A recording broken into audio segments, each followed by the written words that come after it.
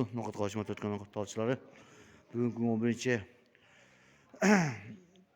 Mart 2024 yıl biz noqat rayına qarşı qayrağa çayılının Burbaş Cuma mescidine geldik. Şol жерде iptallik ko'rsatar ekan. Bize naqsa like bosib kommentaar yozib qo'yinglar.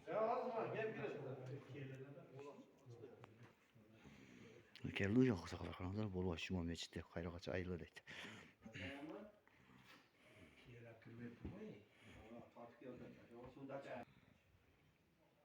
Baltandan kesildi. Hazır mutlu onlar. Şarapka düştü aytganına şarap şu jeğenimizge şunday kılıp atken ozlaştırıp da şöyle tözdü. Sulayman.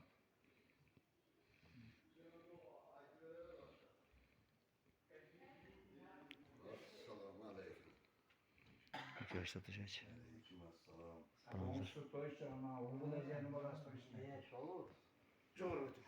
Evet derseniz. O var. Bugün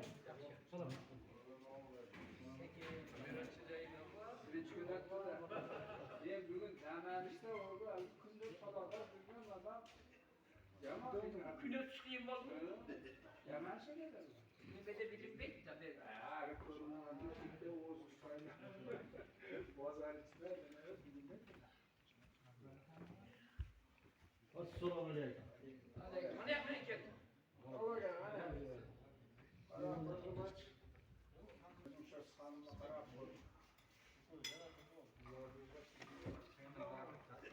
Olası oldu uzak saqlar. Aleyküm assalam. Hadi ya.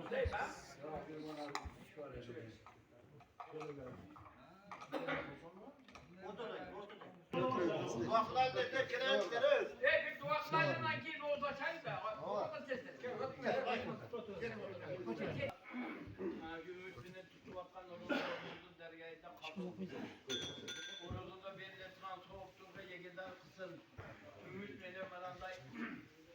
Oğuz açar kıttır. Oğuz açar da bana kim Oğuz açtırsa o çok Allah Teala kan basın. Elimiz yurtumuzga tinçlik amanlık versin. Uğurup yatkanların dertine dava versin. Minnetine şifa versin. Allah Teala da şükür gönderdi. Tuğru yoluna salgan olsun. Bir rahmetli ya.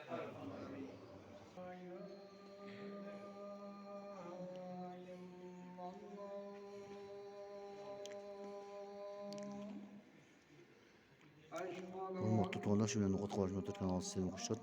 Tinch manzaralы bolыңыздар. Assalomu alaykum rahmatullohi barakatuh. Chet ülkede işlep жүргендерге tutqanlarыңызdan Allohim qalqsin. Niyetlerinizde tilep ketemiz. Abi bir tutqanlarыңızdan Allohim qalqsin. Assalomu alaykum rahmatullohi barakatuh.